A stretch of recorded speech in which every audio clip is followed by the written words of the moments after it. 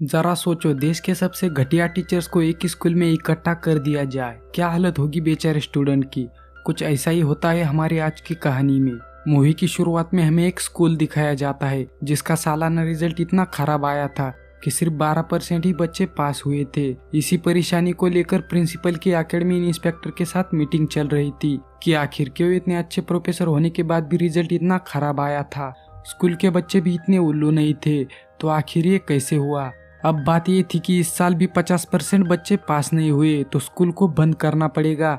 ऐसा ना हो इसलिए उन्होंने एक ऐसी तरकीब निकाली जिसे आज तक किसी ने नहीं आजमाया। उन्होंने देश के सबसे घटिया टीचर्स को काम पे रखने का फैसला किया। इसके बाद स्कूल में उन टीचर्स की एंट्री हुई। अब आया इन सब का पहला दिन, जिसमें मिसेस ग्लैडिस ने अपनी पहली क्लास ली। उसने आते ही बच्चों को चौक से मारना शुरू कर दिया। असल में उसको पढ़ाने से ज्यादा मजा बच्चों को छेदने में आता था। क्लास में बोलार्ड नाम का लड़का था जो हमेशा लेट ही पहुंचता था, लेकिन मिसेस ग्लैडिस के क्लास में लेट होते ही उस पर जानलेवा हमला शुरू हो गया। अपनी नई मैडम का रूप देखकर पूरे क्लास के होश उड़ गए। इसके बाद बारी आई कुटीरो की। वो इतना आलसी है कि पहले तो 20 मिनट लेट पहुंचा और 10 मिनट तक क्लास को अपने नाम के बारे में ही बताने लगा। इसके बाद वो सुट्टा मारने बाहर चला गया और पीरियड खत्म होने तक बाहर ही बैठा रहा। इसके बाद हम पॉलीकॉन नाम के उनके हिस्ट्री टीचर को देखते हैं, जो गलती से एक दूसरी क्लास में ही पहुंच गया जहां जर्मन टीचर पढ़ा रही थी। पॉलीकॉन ने उसे भी स्टूडेंट समझकर आराम से एक जगह पर बैठने को कहा। उसे नेपोलियन ही इतना पसंद था कि बाकी हिस्ट्री गई तेल लेने, मैं तो नेपोलियन ही पढ़ाऊंगा। अब यह है अगला नमूना, जो कि एक पीटी मास्टर है। इसने क्लास के दौरान सभी बच्चों को जबरदस्ती पेड़ों पर चढ़ा दिया। काफी सारी बच्चों को चोट लगी तो कहने लगा कि जिंदगी में ऐसी बहुत सारी प्रॉब्लम आएगी, तुम्हें उनका डटकर सामना करना चाहिए। अब बारी थी हुस्न की परी मिस अमीना के क्लास की। उसे देखकर तो लड़के पल के झपकाना ही भूल गए। बोलार्ड एक बार फिर से स्कूल में लेट पहुंचा और अपनी नई मैडम को देखकर उसका मुंह खुला का खुला रह गया। इसके बाद फिलोसॉफी के टीचर ने बच्चों को इतना बोर किया कि बच्चों को नींद आने लगी। इसके बाद शुरू हुई केमिस्ट्री की क्लास। इनका ये नया टीचर अल्बर्ट खुद को आइंस्टाइन से कम थोड़ी ही समझता है। अल्बर्ट ने बच्चों को साइंटिफिक एक्सपेरिमेंट दिखाने के चक्कर में पता नहीं किसमें क्या मिला दिया कि सारे कमरे में धुआं ही धुआं हो गया। इन सातों टीचर्स ने बच्चों को पूरा हफ्ता अजीबोगरीब तरीकों से पढ़ाया।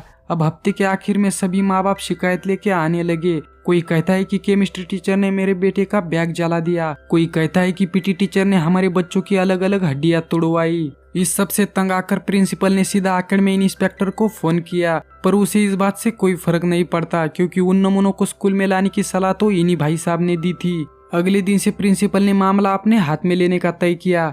सबसे पहले उसने चॉक्स को टेबल पर ही चिपका दिया ताकि ये खड़ूस टीचर किसी को मार ना सके। जब ग्लैडिस ने डस्टर फेंक कर मारा तो उसमें लगी स्प्रिंग की वजह से वो वापस आकर सीधा उसके मुंह पे लगा। जब आलसी सर की बारी आई तो उसने अपनी पिकनिक वाली कुर्सी निकाली, लेकिन तभी उसमें धमाके होने लगे। फिर बारी आती है पॉलीकॉन की, जो नेपोलियन के अलावा कुछ और नहीं पढ़ाता था।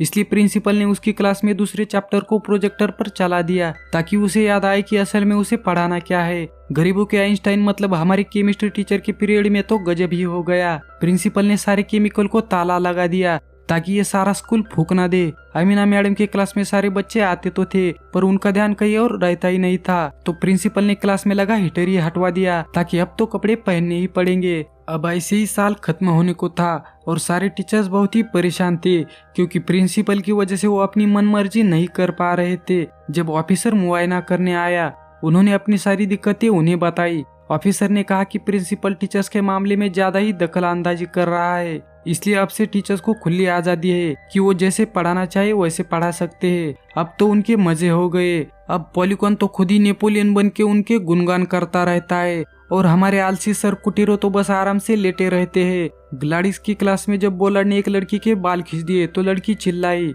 लेकिन हमारी पागल टीचर ने उसके ही बाल काट दिए क्योंकि जब चोटी ही नहीं रहेगी तो खींचेगा क्या। अब सारे टीचर्स अपनी मर्जी के मालिक थे तो प्रिंसिपल भी कुछ नहीं कर सकता था। उधर केमिस्ट्री के टीचर कुछ ना कुछ उल्टा पुल्टा करते ही रहते जिससे धमाका होता ही था। धीरे धीरे इन अतरंगी टीचर्स के बारे में आसपास के बच्चों को भी पता चलने लगा। हुस्न परी मैडम बिना बारूद के बम बनाने वाले सर को देखने के लिए बाहर के बच्चों ने आना शुरू कर दिया। धीरे धीरे इतने बच्चे आने लगे कि क्लास में खड़े होने की जगह भी बची नहीं थी।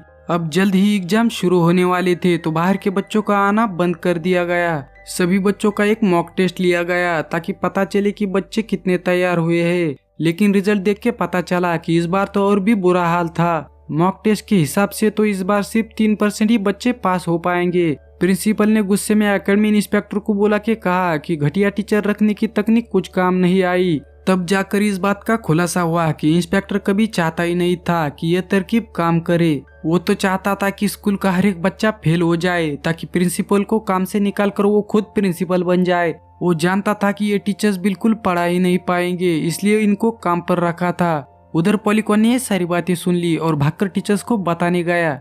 जब उन्हें पता चला कि वो फ्रांस के सबसे बेकार टीचर माने जाते हैं, तो उन्होंने सबको गलत साबित करने का फैसला किया। पॉलीकॉन ने फैसला किया उन्हें पेपर ही चुरा कर बच्चों को दे देना चाहिए, क्योंकि इतनी जल्दी वैसे भी हम बच्चों को पढ़ा नहीं पाएंगे। और सब मिलकर इसका प्लान बनाने लगे और फाइनली वो उस जगह पहुंच गए जहां होने वाले एग्जाम के क्वेश्चन पेपर थे। उन्होंने जैसे तैसे क्वेश्चन पेपर हासिल किए। अब बच्चों का दूसरा मॉक टेस्ट हुआ, लेकिन तब पता चला कि टीचर्स तो छोटे बच्चों का पेपर ही उठा लाए थे।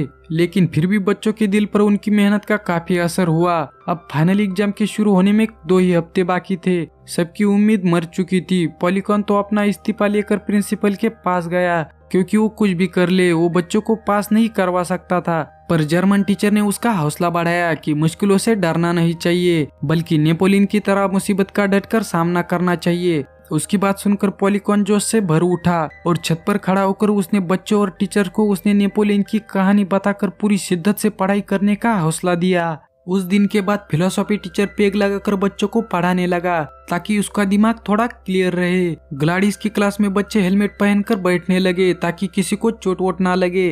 अब 3 महीने बाद नतीजे आ गए और सब हैरान हो गए, क्योंकि इस बार 49% बच्चे पास हुए थे, लेकिन आंकड़ा अभी भी 50% से कम ही था। यानी कि टीचर्स नाकामयाब रहे और स्कूल को बंद करना पड़ेगा। उधर एकेडमी इंस्पेक्टर शराब पीकर अपनी जीत मना रहा था। इस बुरे वक्त में अचानक प्रिंसिपल को एक खत आया जिसने एक पल में ही वक्त बदल दिया, जज्बात बदल दिए। उसमें लिखा था कि बोलार्ड लगातार कई सालों से फेल हो रहा था, इसलिए उसे स्कूल से निकाल दिया गया है। इससे फेल हुए बच्चों में से एक कम हो गया, यानी कि 50% बच्चे पास हो गए थे। चारों तरफ खुशियों की लहर दौड़ गई और सब बोलार्ड को कंधे पर उठाकर नाचने लगे। इसके बाद सभी टीचर्स को स्कूल छोड़कर कहीं और जाने की इजाजत दे दी गई, लेकिन उन सब ने यही रहकर बाकी बच्चों को पढ़ाने का फैसला किया।